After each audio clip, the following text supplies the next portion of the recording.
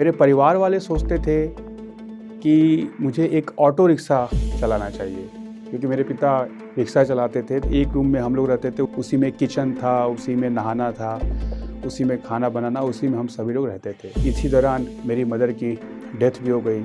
मेरी बड़ी सिस्टर ममता दी ने अपनी पढ़ाई छोड़, लोग तो हमेशा बोलते थे कि मेरी दीदी को भी कि तुम्हें भी बर्तन धोने चाहिए, तुम्हें भी दूसरों घर में काम करना चाहिए। ये भी लोग सोचने लगे कि मैं ऐसा ही कोई जूते का छोटा सा शॉप सड़क के किनारे भी खोल सकता हूँ। तब मैंने डिसाइड किया कि मुझे दिल्ली आना है। रूम मुझे मिला 3x7 का, और मैंने अपनी टिफ़िन भी हाफ रखा। किसी ने मुझे उसमें ये भी फ़ोन करके बताया कि तुम्हारे पिता तो इतनी हालत ख़राब है कि वो रोटी और अचार को पानी में डाल के खा रहे हैं। मेरी सिस्टर भी रेलवे स्टेशन पर जाके सुसाइड करने वाली थी। फर्स्ट टाइम इंटरव्यू में तक पहुँच गए, मैं पहुंच गया, लेकिन मुझे टेंशन आ गया कि कपड़े क्या पहनने हैं। 3-3.5 साल से मैंने कभी कपड़े कोई लिए ही नहीं थे। मैं उनको पकड़ रोने लगा। हेलो फ्रेंड्स, आज हम सब घटना चक्र पब्लिकेशन की जो बिहार दत्तसार है, जिसमें आधुनिक भारत का इतिहास काफ़ी अच्छे से समझाया गया है, इस टॉपिक को हम लोग अच्छे से पढ़ेंगे और हम लोग इसमें सीखेंगे कि क्या क्या क्वेश्चन बीपीएससी जो 69वीं बीपीएससी होने वाली है इससे क्वेश्चन आ सकते हैं और इसका क्या इंपॉर्टेंस है, क्यों हमें इसको पढ़ना बहुत ज़रूरी है और इनकी चीज़ों को देखना बहुत ज़रूरी है। ठीक है, तो चलिए स्टार्ट करते हैं। अभी तक हमने दो चीज़ें पढ़ी हैं। पहली बात तो मध्य भारत का इतिहास, मध्यकालीन भारत का इतिहास और प्राचीन भारत का इतिहास, जो कि भारत और बिहार दोनों के संदर्भ में ज़रूरी है। अब इसके बाद हम लोग देखेंगे कि आधुनिक भारत का इतिहास क्या रहा है बिहार में। ये बिहार स्पेशल है और इसका यूज जो है बिहार में होने वाले एग्जाम के लिए किया जाएगा। ठीक है, बिहार में यूरोपीय कंपनी का प्रवेश।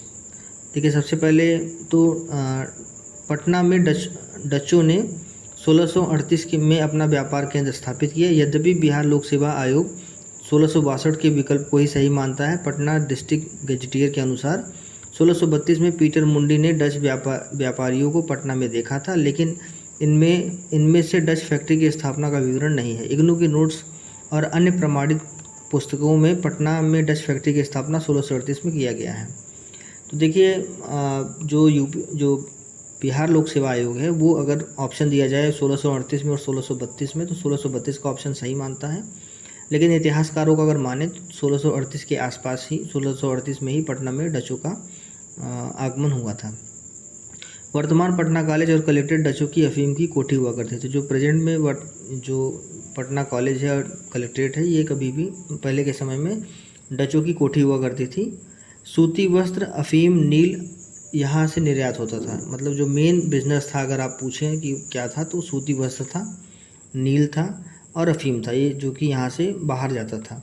1670 में मीर जाफ़र के स्थान पे मीर कासिम को बंगाल का नवाब बनाया गया। बैटल ऑफ प्लासी के बाद ये जो चेंज हुआ था। ठीक है, और 1663 में मीर कासिम को हटा करके मीर जाफ़र को फिर से बंगाल का नवाब बना दिया गया था। मतलब मीर कासिम और मीर जाफ़र जो है दो बार इंटरचेंज हुए थे, एक बार, सॉरी। 19 जुलाई 1763 को मीर कासिम को एडम्स थॉमस ने कटवा के युद्ध में पराजित किया।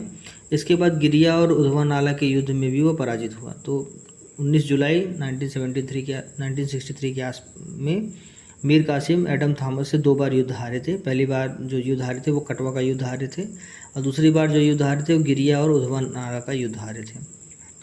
22 अक्टूबर 1764 में मीर कासिम अवध का नवाब सिराजुद्दौला तथा मुगल सम्राट शाह आलम द्वितीय के साथ संयुक्त बक्सर के युद्ध में मेजर हेक्टर मुनरो से पराजित हुए थे।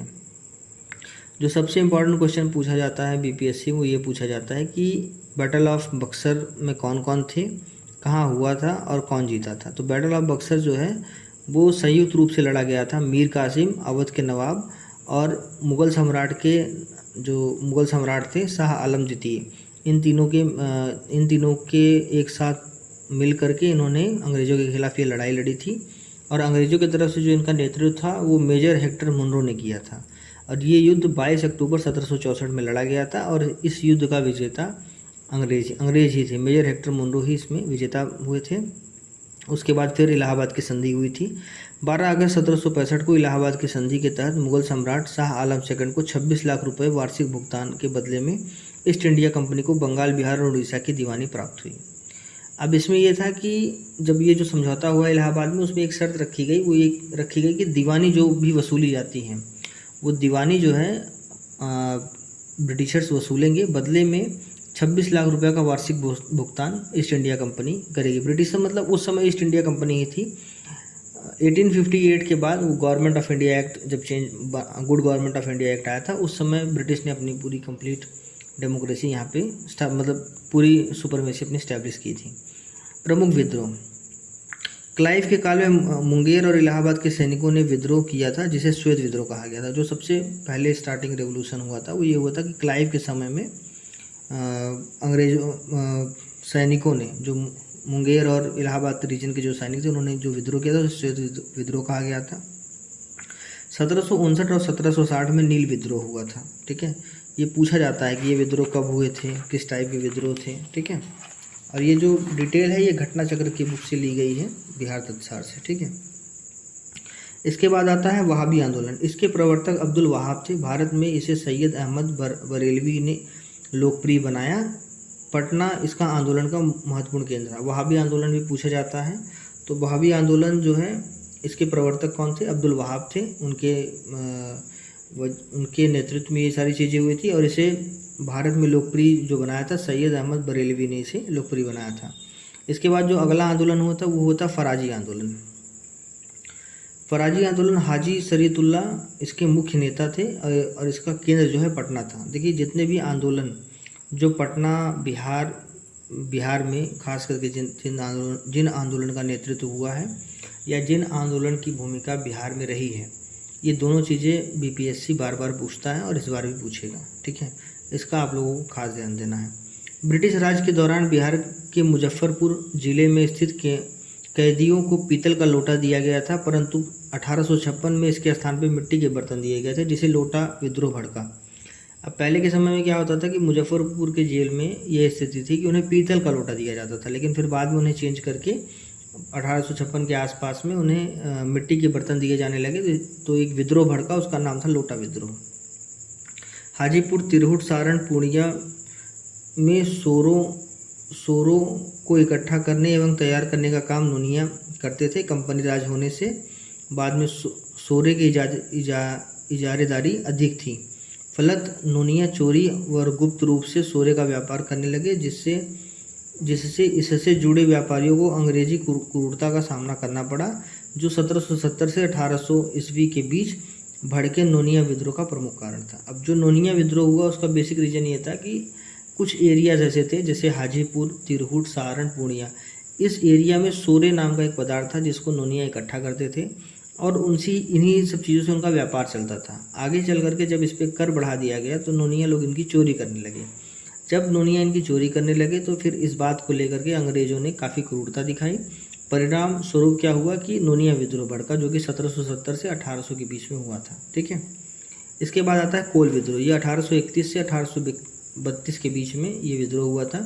यह बिहार का पहला सुसंगठित और व्यापक जनजातीय विद्रोह है। मतलब देखिए, सुसंगठित मतलब ये है कि इसको काफ़ी क्रमबद्ध तरीके से किया गया था। इसमें इनका संगठन काफ़ी अच्छा था। ऐसा नहीं था कि 4 लोग चले गए और विद्रोह कर दिए। इसमें काफ़ी लोगों का इन्वॉल्वमेंट था। सेकंड चीज़ ये है कि जनजाति विद्रोह था, मतलब जो जनजाति कम्युनिटी के लोग वहाँ पे रहते थे, ये उनका विद्रोह था क्योंकि उनके अधिकारों को छीना गया था। इस विद्रोह से केवल हजारीबाग का क्षेत्र अछूता रहा था। इस विद्रोह का तत्कालीन कारण बना संग्राही मानकी के अधिकारों को छीनकर सिखों को दे दिया जाना और उसकी बहनों पर किया गया अत्याचार। अब इस विद्रोह में सबसे पहली बात तो ये थी कि हजारीबाग का जो एरिया था उसमें ये विद्रोह नहीं फैला था।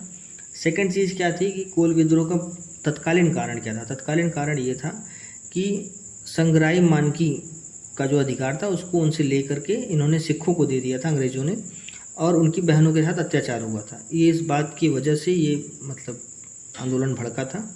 दिखुओं द्वारा किए गए इस प्रकार के कुकृत्य के कारण संग्राही मानकी और सुरगा मुंडा ने अन्य आदिवासियों के साथ मिलकर विद्रोह का बिगुल फूंक दिया।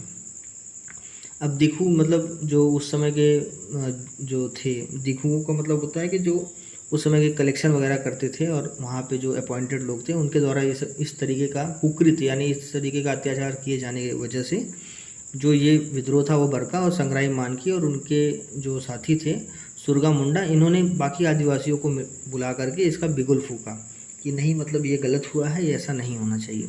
शीघ्र ही यह विद्रोह एक हिंसक रूप ग्रहण कर समस्त क्षेत्र में फैल गया। अंततः एक लंबे संघर्ष के पश्चात इस विद्रोह को दबा दिया गया। एक लंबा संघर्ष चला, इस लंबे संघर्ष के बाद इस विद्रोह को खत्म किया गया, दबाया गया।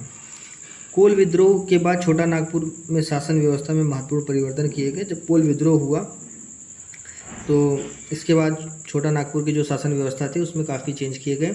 अब इस क्षेत्र पर शासन के लिए भारत चार्टर अधिनियम 1833 के तहत विनियमन रेगुलेशन 8 का प्रावधान लागू किया गया। इस कानून के अंतर्गत छोटा नागपुर, खास पलामू, खड़गडिहा, रामगढ़ और कोरुंडा को पूर्व रामगढ़ जिले से अलग कर इन्हें जंगल महाल और डिस्ट्रीब्यूटरी महाल में एक गैर रेगुलेशन प्रांत के रूप में संगठित कर दक्षिण पश्चिम सीमांत एजेंसी का नाम दिया गया। अब इसके बाद क्या हुआ कि जब कभी भी कहीं पे भी विद्रोह होता है तो विद्रोह होने के बाद जो सबसे बेसिक चीज़ गवर्नमेंट करती है वो ये करती है कि चीज़ों को तुरंत कंट्रोल में करने के लिए वहाँ पे कानून व्यवस्था चेंज करती है। सेम प्रोसीजर वहाँ पे भी फॉलो हुआ था। तो अंग्रेज़ों ने सबसे पहले क्या काम किया, उन्होंने जो एक चार्टर अधिनियम 1833 का था उसमें रेगुलेशन 8 जो था उसको उन्होंने लागू कर दिया। और लागू करने के बाद इस एरियाज़ को काफ़ी उन्होंने चेंज किया। चेंज करने के बाद उन्होंने जंगल महल और डिस्ट्रीब्यूटरी महल के नाम पे एक गैर रेगुलेशन प्रांत के रूप में इसे संगठित किया और दक्षिण पश्चिमी सीमांत एजेंसी का नाम दिया। मतलब इन्होंने नाम भी चेंज किया, नाम चेंज करके दक्षिण पश्चिम सीमांत रखा और इसे गैर रेगुलेशन प्रांत में घोषित कर दिया। इस प्रशासनिक क्षेत्र पर शासन की जिम्मेदारी गवर्नर जनरल के प्रतिनिधि को सौंपी गई और इस पद का नियुक्त प्रथम प्रतिनिधि कैप्टन थॉमस विल्किंस थे। अब इस एरिया की जो प्रशासनिक जिम्मेदारी थी वो गवर्नर जनरल, जिनको अपना प्रतिनिधि भेजता, जो गवर्नर जनरल के प्रतिनिधि थी वो करते थे। और जो उस समय पहले प्रतिनिधि आए थे उनका नाम था कैप्टन थॉमस विल्किंसन थे। ये वही विल्किंसन है जिन्होंने कोल विद्रोह के दमन में अग्रणी भूमिका निभाई थी और आगे जनसाधारण में किसून साहेब के नाम से प्रसिद्ध हुए थे।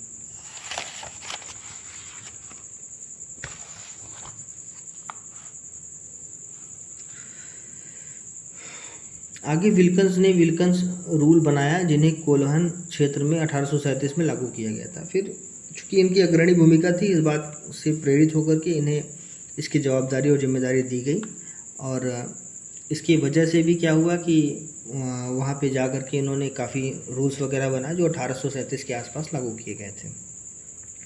संथाल विद्रोह, इस विद्रोह देखिए संथाल विद्रोह, जो कोल विद्रोह हुआ उसके बाद फिर जो विद्रोह हुआ था वो संथाल विद्रोह था। संथाल विद्रोह के मुख्य कारण क्या थे? जमींदारों द्वारा लगान की अत्यधिक वसूली, महाजनों द्वारा संथाल का शोषण, पुलिस व न्यायालय का पक्षपातपूर्ण व्यवहार तथा सरकार द्वारा भागलपुर से बर्धमान के बीच रेल बिछाने के कार्य में संथाल से बेगारी करवाना। संथाल एक कम्युनिटी थी। अब संथाल कम्युनिटी की समस्या थी कि कभी भी विद्रोह हुआ होगा तो कहीं ना कहीं उस विद्रोह का अगर आप कारण जाके समझेंगे तो उसका बेसिक कारण यही रहा है कि अगर किसी का अधिकार छीना जाता है तभी वो रिवोल्ट करता है या विद्रोह करता है। तो संथाल कम्युनिटी के लोगों की समस्या ये थी कि पहली बात जमींदार जो थे वो लगान बहुत ज़्यादा वसूलते थे। अब अगर किसी के पास खाने के लिए व्यवस्था नहीं है और उसे लगान के पैसे बहुत ज़्यादा भरने पड़े तो उसे समस्या हो सकती है। इसी बात से संथाल लोग काफ़ी नाखुश थे। तो वो इन सब बातों को लेकर के अगर वो कोर्ट में या उस वक्त की कचहरी वगैरह में जाते थे, न्यायालय में जाते थे तो बड़ा पक्षपातपूर्ण व्यवहार उनके साथ किया जाता था और उनकी बातें नहीं सुनी जाती थी। इसी बात को मुख्य कारण बनाते हुए इन लोगों ने डिसाइड किया कि जो लोग हमारे ऊपर राज करते हैं, जो हमसे टैक्स वसूलते हैं, जैसे उस समय दिखुआ उनको कहा जाता था, तो इन्होंने ये डिसाइड किया कि हम इन्हें भगा के यहाँ से रहेंगे और अपना एरिया फिर से वापस लेंगे। इस विद्रोह के मुख्य उद्देश्य थे दिखुआ को भगाना, विदेशी शासन का अंत करना तथा अबुआ राज वहाँ अपना शासन स्थापित करना। इनका मेन फंडा यही था कि जो लोग हमसे टैक्स कलेक्ट करते हैं हम इनको यहाँ से मार के भगा देंगे और इस पूरे एरिया पे जैसे हम लोग पहले रहते थे वैसे रहेंगे। 30 जून 1855 को भोगनाडीह साहिबगंज में संथाल प्रतिनिधियों ने एकत्रित होकर विद्रोह का निर्णय लिया। 30 जून 1855 का ये डिसीजन है इनका। इस बैठक में सिद्धू को राजा, कान्हू को मंत्री, चांद को प्रशासक और भैरव को सेनापति चुना गया। मतलब इस बैठक का निर्णय जो निकला वो ये निकला था, सिद्धू को राजा माना गया था, कान्हू को मंत्री, चांद को प्रशासक और भैरव को सेनापति चुना गया था। संथाल विद्रोह में महिलाओं ने हिस्सा लिया जिसका उदाहरण सिद्धू कान्हू की बहन फूलो और झानो के रूप में मिलता है। मतलब अगर आपसे क्वेश्चन पूछा जाए कि जो संथाल विद्रोह हुआ था क्या उसमें महिलाओं का रोल था, तो हाँ बिल्कुल था। अगर रोल था, इसीलिए सिद्धू और कानू की बहनों ने भी इसमें पार्टिसिपेट किया था। इस विद्रोह का प्रसार भागलपुर से वर्धमान तक हो गया।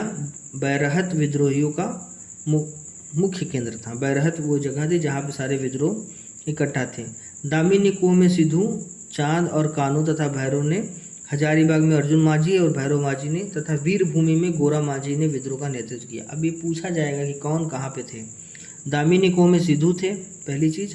कान्हू और चांद और भैरव ये हजारीबाग में थे। अर्जुन माझी तथा भैरव माझी और वीरभूमि ये सब अपना अपना नेतृत्व एरिया वाइज कर रहे थे, ठीक है।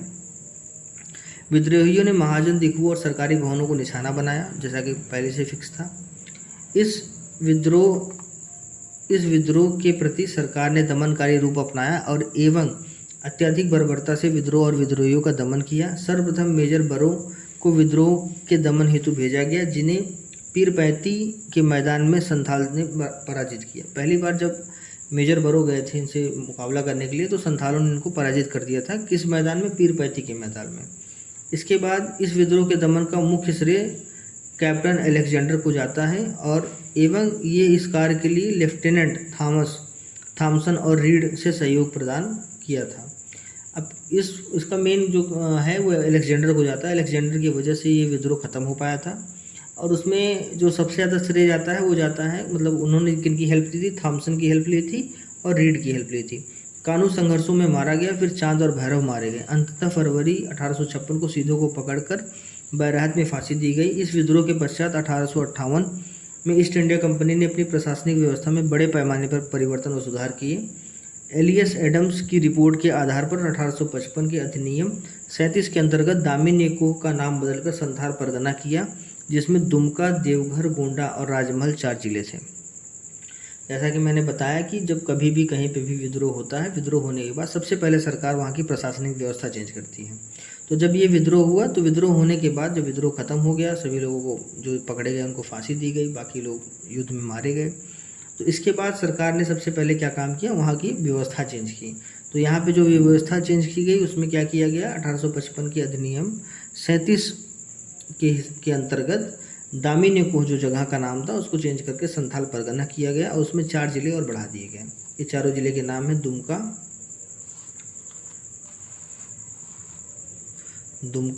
देवघर, गोंडा, राजमहल, ये 4 जिले हैं, ठीक है। अब इसके बाद साथ ही 1860 में संथाल परगना काश्तकारी अधिनियम पारित कर संथालों के अधिकार पुनः बहाल किए गए। संथाल परगना क्षेत्र में शासन के लिए एक कमिश्नर की नियुक्ति की गई। भागलपुर के कमिश्नर जॉर्ज यूल की सहायता से एक नया पुलिस कानून, जिसे यूल नियम 1856 कहते हैं, लाया गया। मतलब यूल नियम कहाँ आया था अगर पूछा जाए तो संथाल परगना में आया था और वहाँ पे 1860 में काश्तकारी की बहाली की गई थी। फिर से पुनः उसको लेकर के आए थे काश्तकारी सिस्टम को, ठीक है। इसके अंतर्गत पारंपरिक ग्राम प्रधान व्यवस्था को लागू कर आम सहमति के आधार पर ग्राम प्रधान को पुलिस शक्तियाँ दी गई थी। जो काश्तकारी सिस्टम था उसका बेसिक नियम यह था कि जो ग्राम प्रधान है उनको सारी व्यवस्था तब दी जाती थी जब एक आम जनता की सहमति होती थी। संथाल विद्रोह के महत्व को दर्शाते हुए कार्ल मार्क्स ने इसे भारत में प्रथम जन क्रांति माना है, जिसे जो ब्रिटिश शासन को न तो उखाड़ पाया किंतु सफाहोर आंदोलन को जन्म देने का कारण अवश्य बना। वर्तमान में झारखंड सरकार संथाल विद्रोह के सम्मान में 30 जून को ह्यूल दिवस मनाती है। ये पूछा जाता है कि ह्यूल दिवस कब मनाया जाता है? 30 जून को मनाया जाता है।